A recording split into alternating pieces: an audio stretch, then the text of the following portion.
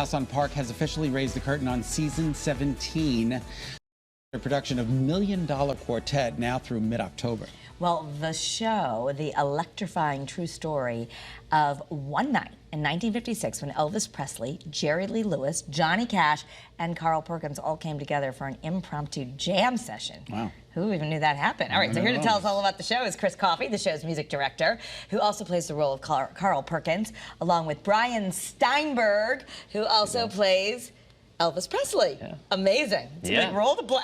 Yeah. Those are some big shoes to fill here. Blue suede shoes to fill, and both of you. Yeah, so fun. It's a blast. Is it Viva Las It's a little bit, he's a bit younger. So 1956, he's just turned like 21, so he's just blowing up, so he's a little bit more, green, you know? So it's you see a little bit of where he's gonna go, but he starts with a little bit more of like humble beginnings there.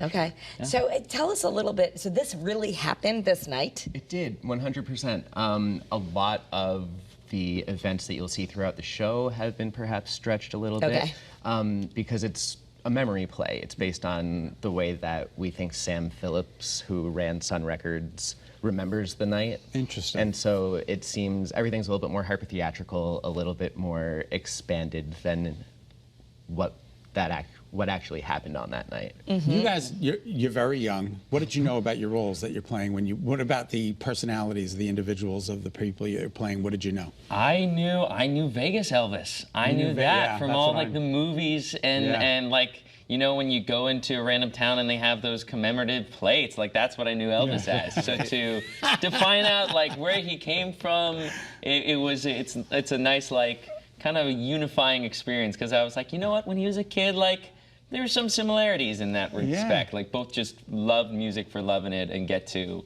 play music for a big audience sometimes. Oh my God, it's incredible. Wow. Okay, so if we want to, first of all, I love Playhouse on Park. We both love Playhouse on Park. So is this a good date night movie? Bring the family? Like, who do you think should come? It's absolutely a family show. Okay. One of the things that I really love about... I said movie, but you know what I mean, show. Yeah, 100%. It feels like it. It feels like it. You're right there with us. It feels very cinematic.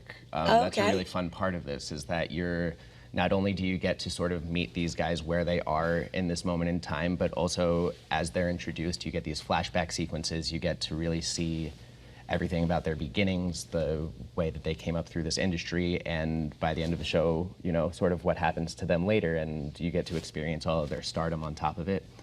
So it's very much a show for your non-traditional theater-going audience, I'd say. It feels much more like a rock concert, I think, than it does a traditional musical. You might beat me. I don't really know too much about Carl Perkins. You know, and that is one of the more fun things that I get to do in this show, is he's, I think, the least recognizable name Who is he? Out of the four.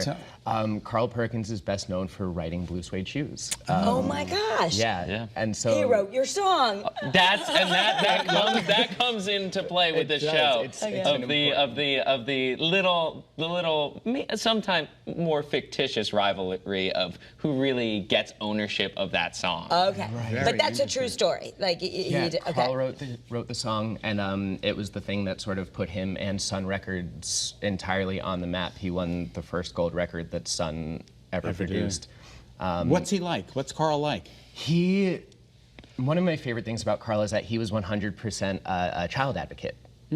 That, has nothing to do with the show whatsoever. But he established one of the first child welfare centers in the country. That's incredible. And the first one in Tennessee specifically. Wow. But yeah, he was a big child welfare advocate. He was a big family man. He was married in 1953, sorry.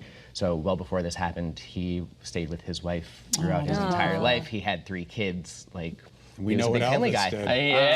Unfortunately. What happened to Elvis? Got a little sucked into things. Well, and this show kind of illustrates the kind of sad beginnings of that, because, you know, to give you a taste of the show, Elvis really comes in trying to get Sam Phillips, who was like a father figure to him, who of course owned Sun Records, to come over to RCA, and there's this idea that, you know, maybe he could save Elvis. So and you kind of figure out through the show if that might happen. Well, it's going to be a great show. You can see $1 Million Quartet now through October 19th at Playhouse on Park. That's 244 Park Road in West Hartford, right next to AC Peterson's. For more information or to get tickets, please visit playhouseonpark.org. Yeah. Gentlemen, we can't thank you enough for being with us. Thank you so much for having us. Carl and having Elvis, us. it was a pleasure. Yeah, we'll see you guys at Playhouse. Do you sing at all in the show? Oh, we're singing and playing. We do the whole thing? Yep. Love it. That's all amazing. us. When you're done, go get the Toll House Pie next door at AC Peterson's. Oh, been there, done that. Okay. Oh, you have? Oh, yeah. That's Oh, good. yeah. You're gonna have to tell me. 100%. Coming up now.